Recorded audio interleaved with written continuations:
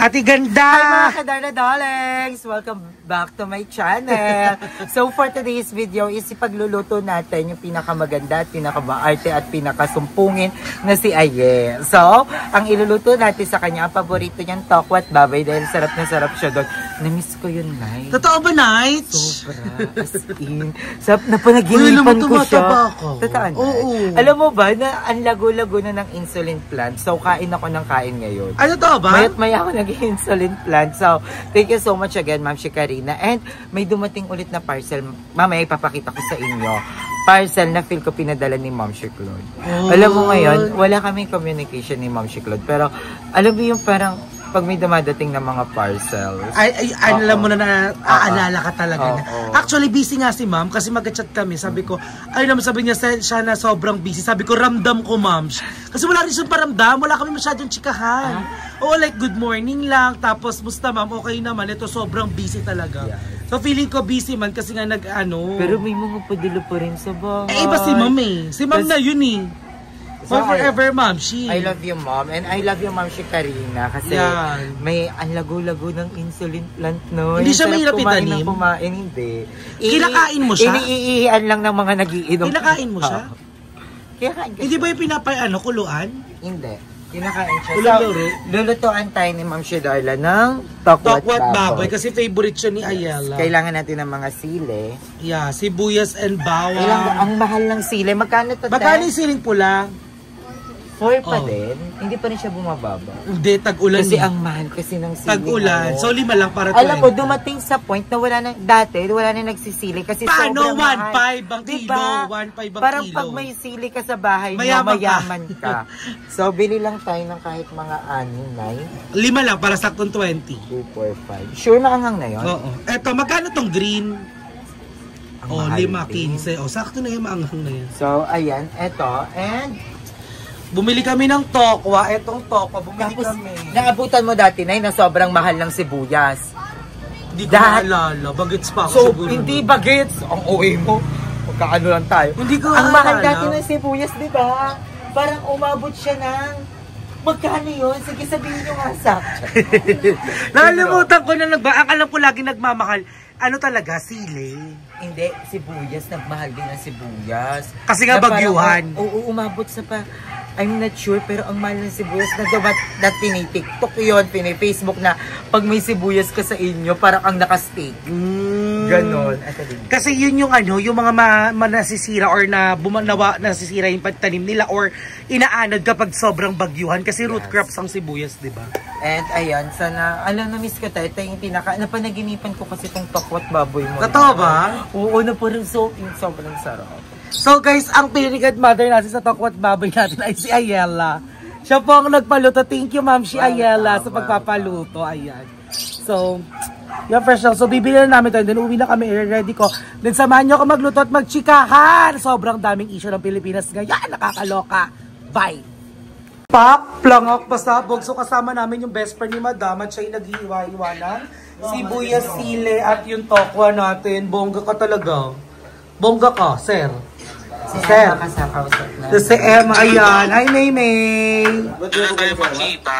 Go, Maymay. Ang ganda mo sa profile, Maymay. Sabi ko ikaw magluto kasi na-miss ko. Kaya nga ako magluluto. Siya lang yung naghiwa. Gusto ko kasi yung timpla mo ng gano'n. Ako nga magluluto. Taba mo? So, ayan. Thank you. Thank you, sir. Our soon to be HM student. Yung pinakamataas, lieutenant ba yung pinakamataas? General. Our soon to be general. Ayan, so excited. So tara guys, so pinag-iwa-iwa na tayo ni CJ. Ayan. At mag-start na tayo magluto ng ating tokwat baboy. Let's go! Thank you so much CJ sa pag-iiwa ng ating mga hiwain. Ayan, maraming salamat. So tara, mag-luto na tayo ng tokwat baboy natin. Mwah!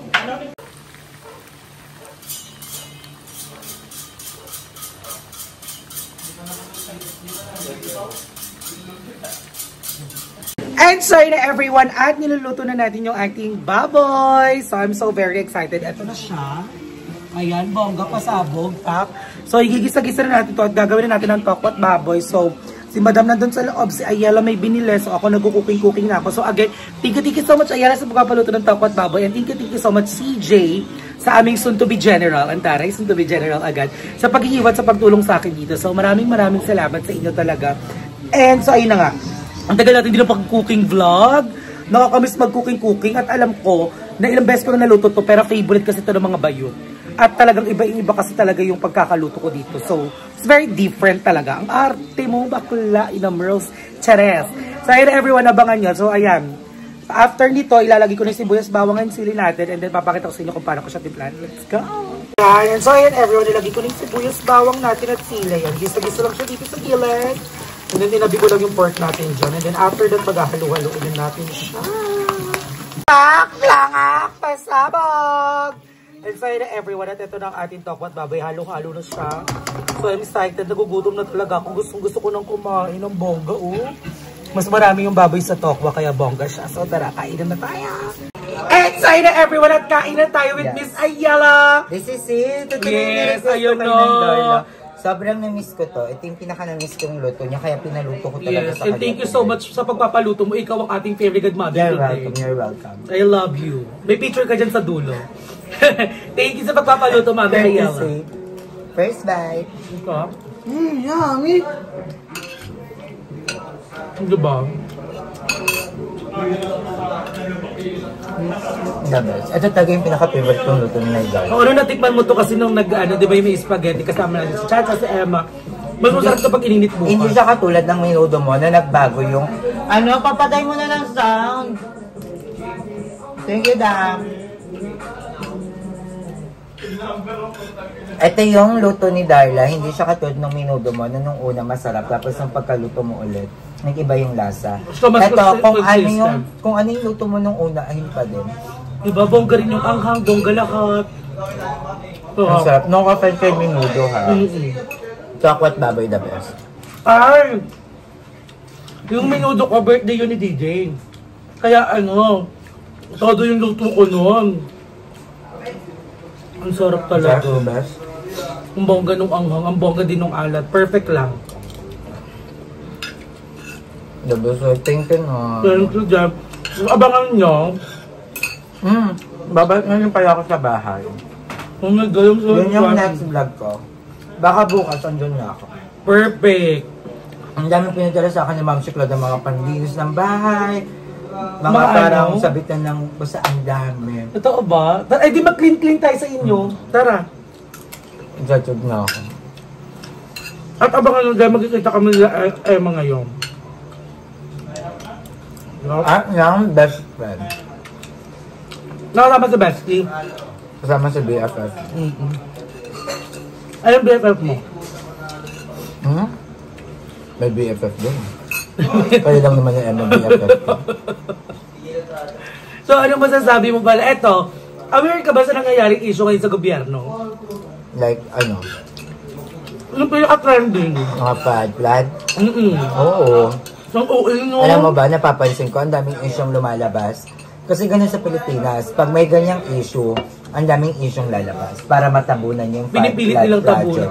Pero wag tayong titigil hanggat hindi walang nakukulong, walang nananagot, walang nababalik.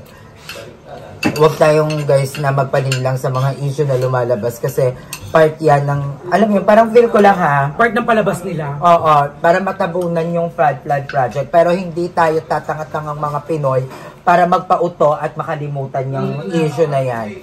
Kabanyan ng bayan, pera yan, tax yan, ng mga nagpapakapagod nating call center, nagpapakapagod nating mga public nurses, doctors, mga teachers, factory workers, alam mo yung sobrang liit na nga ng sahod ng mga teacher. Binakaltasan pa, Nakakaltasan pa ng taxes na nakawin lang ng mga pukinang inang napakaganda na ng buhay.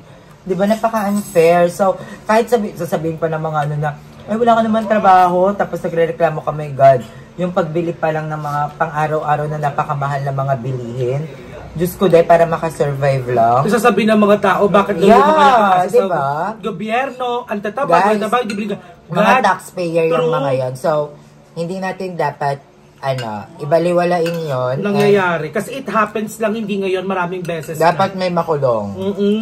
Hindi pwedeng walang managot at walang mabalik. At saka, meron man tinutulungan ng mga gobyerno, yung mga 4Ps, yung mga krineme, Pero alam mo Deserve na, nila yun kasi pera din nila yun. Dahil lahat ng binibili natin sa Pilipinas may tax. Lahat yan may VAT. Tapos sila nakaupo alam lang. mo kaya, ano kaya ako? Kasi parang ang hirap na kaya gamutin ng corruption sa Pilipinas. Kasi even sa pinakamalaet na sektor ng pamahalaan, Ng gobyerno. nagkakaroon ng mga corruption. Alam mo ba yun sa, ito ha, ano ko lang sa tupad. Oh. Mga tupad-tupad. Ang dami kong kakilala. Kasi yung tupad, parang ano yun ginawa yan, ang ganda ng tupad actually, pag na-implement ng maayos. Like, para sa mga taong walang kakayahang makapagtrabaho, para mabawasan yung unemployment rate ng Pilipinas.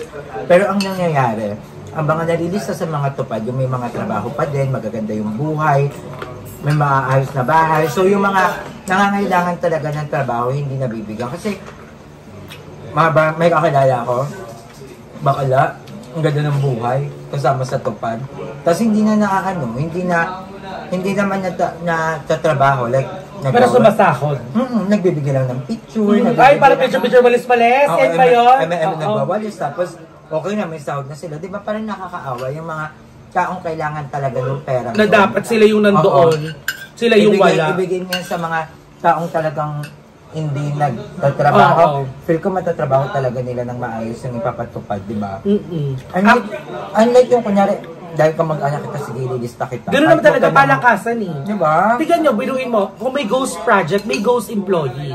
Nangyayari yan sa mga munisipyo, sa mga kapitol. May mga ghost employee na sumasahod sila kahit hindi sila nagtatrabaho doon. May ganon. Imposibleng walang ganon.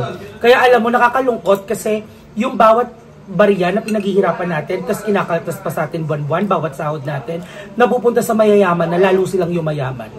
Imagine, nakakalungkot. Yung mahirap, patuloy na nagiging mahirap dahil nga kakayod ng kakayod, sakto lang yung kinikaya nila. Pero yung mayaman, patuloy na yumayaman kasi nga nakikinabang sila sa kaban ng bayan. Yung ibang mga government employees. Hindi lahat pero in general, napakadaming government employees na talagang sobrang yaman. Magugulat ka, kayang bumili ng ganito, may ganyan, may mga elevator sa Baler, ay kabugs. Diba? Tapos pag inano yung dati pala silang hindi mayaman. Kasi imagine, hindi lang isang kumpanya, kundi maraming kumpanya siya, Sham. Bongga, pasabog ka, girl. Pakta mo ko. I think, ang ano talaga dyan is magkaroon ng good governance. Pero dapat mag-uumpisa din talaga sa sarili natin. Kasi alam mo, kahit sinong iboto natin talaga, gano'n at gano'n pa rin yung nangyayari. Kailangan talaga merong isang sobrang tinik na maging tumakbong presidente. Actually, dapat hindi lang kasi ayun nga, kasi sa pinakamaliit na sektor ng pamahalaan, nagkakaroon, pag madami doon, kahit gano'ng kaganda pa yung pinakamataas, basta yung mga nasa baba so, dapat sobrang hands-on. Ako hintayin ako maging presidente. Isa-isahin ko talaga kayo. Ang sarap. The best on Takwat Baboy. Thank you. Thanks. Ayan guys, abangan nyo kami, magkikita kami sa nila Emma ngayon, and abangan nyo din yung vlog ni Ayi ngayon, magbablog din sa Emma and kay Madam Ivan.